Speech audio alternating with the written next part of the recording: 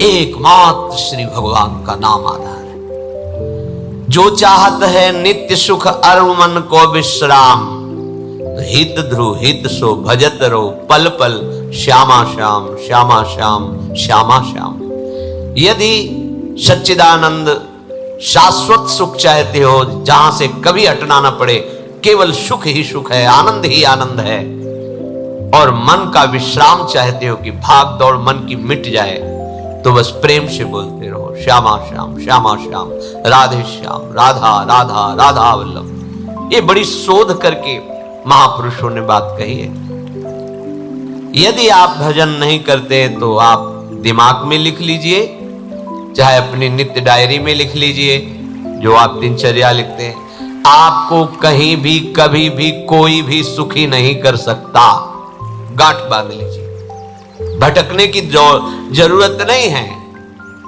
और यदि नाम जप करने लगे, धर्माचरण करने लगे, तो तुम आशीर्वाद देने वाले बन जाओगे। सातरति सातरति सा लोकां तारयति। ध्यान दीजिए, वो तर जाता है, वह तर जाता है, वो लोकों को तार देता है। जब पृथ्वी में भयंकर पापाचरण की वृद्धि हुई,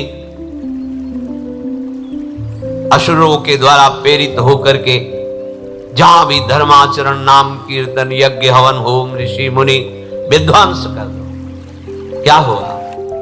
कोई दूसरा दिखाई दिया क्या? नहीं, किसी की सामर्थ्य नहीं थी।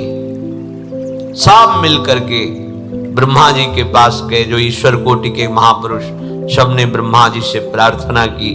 ब्रह्मा जी ने कहा, हम भी जिनके सेवक हैं, वही प्रभु अब हमारे दुख का निवारण कर सकते हैं। सोचो, आप किसी और से दुख निवृत्त कराना चाहते हैं? जिसने सृष्टि बनाई है, भगवान ब्रह्मा जी भी कह रहे हैं, मैं जिनके सेवक हूं, वही प्रभु हमारे और आप सबके दुखों का निवारण कर दे। तो आपको समझ में नहीं आ रहा कि एकमात्र भगवान श्री हरि ही हमारे दुख का निवारण कर सकते हैं।